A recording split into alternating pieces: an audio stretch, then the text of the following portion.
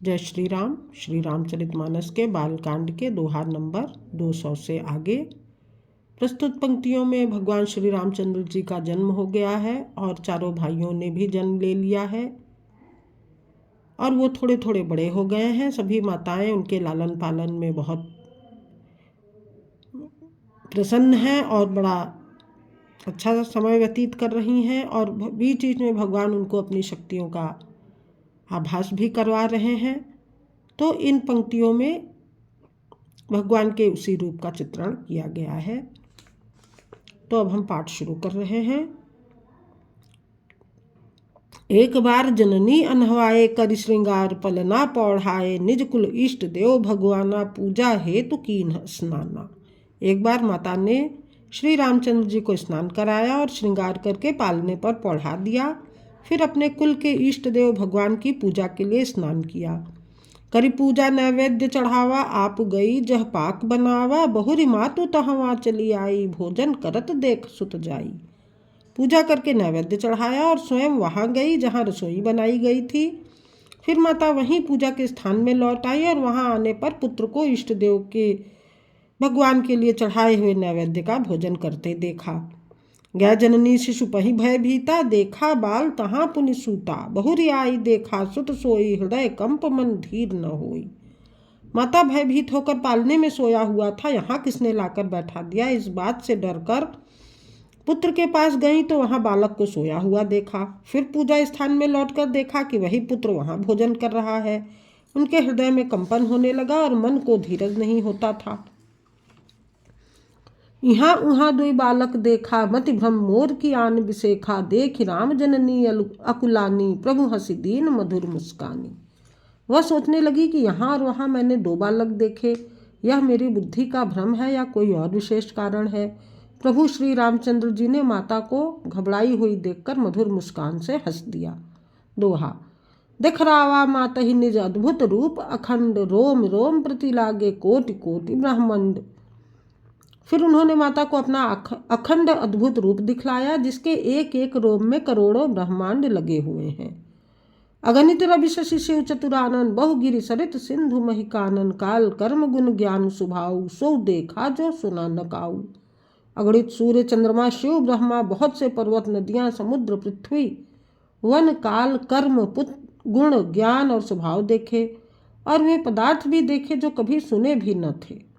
देखी माया सब विधि गाढ़ी अति सभीत जोरे कर ठाड़ी देखा जीव नचावई जाही देखी भगत जो छोरई ताही। सब प्रकार से बलवती माया को देखा कि वह भगवान के सामने अत्यंत भयभीत हाथ जोड़े खड़ी है। जीव को देखा जिसे वह माया नचाती है और फिर भक्ति को देखा जो उस जीव को माया से छुड़ा देती है। तन पुलकित मुख बचन नावा नयन मूद चरणन सिर नावा विस्मयवंत देखी महतारी भये बहुरी शिशु रूप खरारी। माता का शरीर पुलकित हो गया, मुख से वचन नहीं निकलता।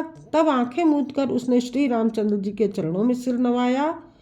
माता को आश्चर्यचकित देखकर खर के शत्रु श्री राम जी फिर बाल रूप हो गए। अस्तुत कर न जाय भय माना जगत पिता मैं सुत कर जाना हरि जननी बहु विधि समुझाई यह जनिकतों कहसि सुनुमाई। माता से स्तुति भी नहीं की जाती, वह डर गई कि मैंने जगत पिता परमात्मा को पुत्र करके जाना। श्री हरि ने माता को बहुत प्रकार से समझाया और कहा, हे माता सुनो, यह बात कहीं पर भी मत कहना। दोहा।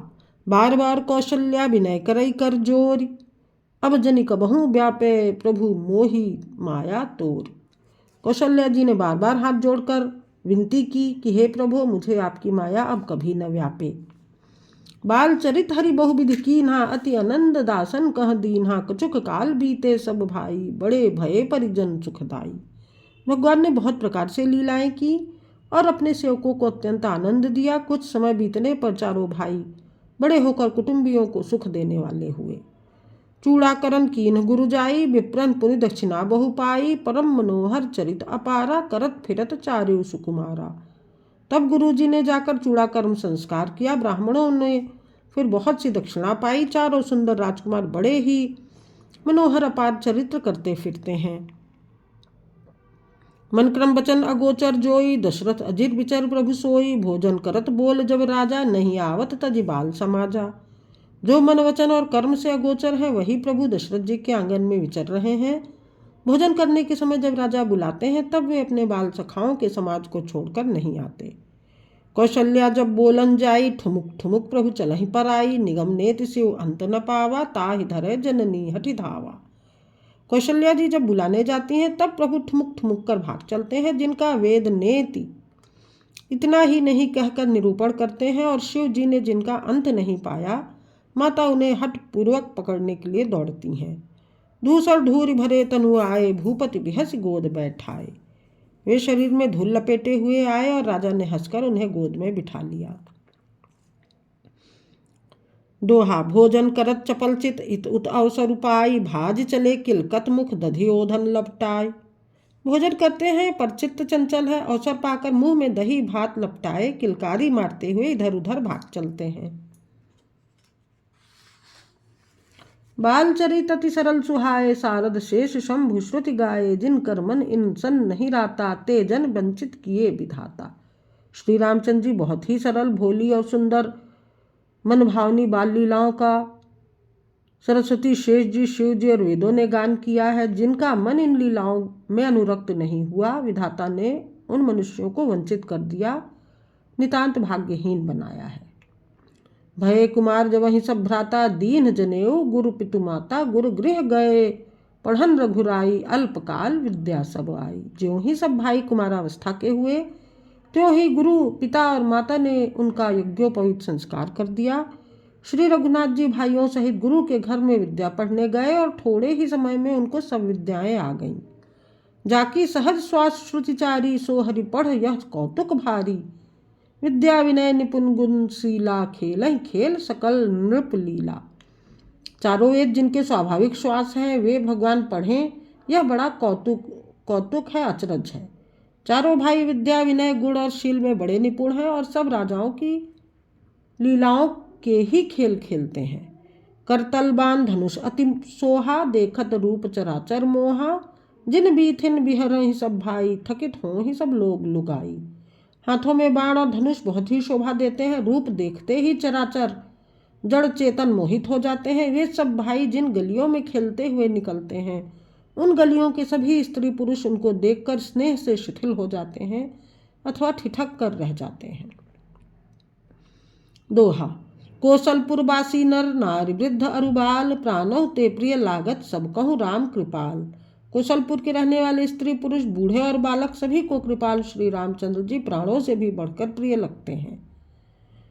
बंधु सखा संग ले ही बुलाई, बन मृगया नित खेल ही जाई। पावन मृग मारहि जिय जानी, दिन प्रति नृपहि दिखावहि आनी। श्री रामचंद्र जी भाइयों और इष्ट मित्रों को बुलाकर साथ ले लेते हैं और नित्य वन में जाकर शिकार खेलते हैं। मन में पवित्र समझकर मृगों को मारते हैं और प्रतिदिन लाकर राजा दशरथ जी को दिखलाते हैं। जे मृग राम बान के मारे, ते तनु तजि सुरलोक सिधारे। अनुज सखा संग भोजन करहि, मात पिता आज्ञा अनुसरहि।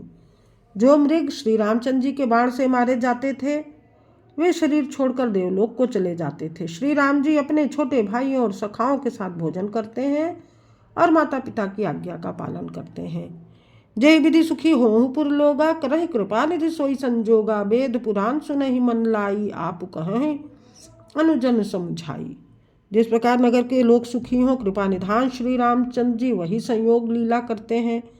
वे मन लगाकर वेद पुराण सुनते हैं और फिर स्वयं छोटे भाइयों को समझाकर कहते हैं। प्रातःकाल उठ के रघुनाथा, मात पिता गुरु नावई माथा। आय सुमागी करहि पुर काजा, देख चरित हर्षई मन राजा। श्री रघुनाथ जी प्रातःकाल उठकर माता पिता और गुरु को मस्तक नवाते हैं और आज्ञा लेकर नगर का काम करते हैं। उनके चरित्र देख देख कर राजा मन में बड़े हर्षित होते हैं। दोहा। व्यापक अकल अनीह अजय, निर्गुण नाम न रूप। भगत हेतु नाना विधि करत, चरित्र अनूप। जो व्यापक अकल, इच्छा रहित, अजन्म और निर्गुण है तथा जिनका न नाम है न रूप, वही भगवान भक्तों के लिए नाना प्रकार के अनुपम अलौकिक चरित्र करते हैं। दोहा नंबर 205। जय श्री राम।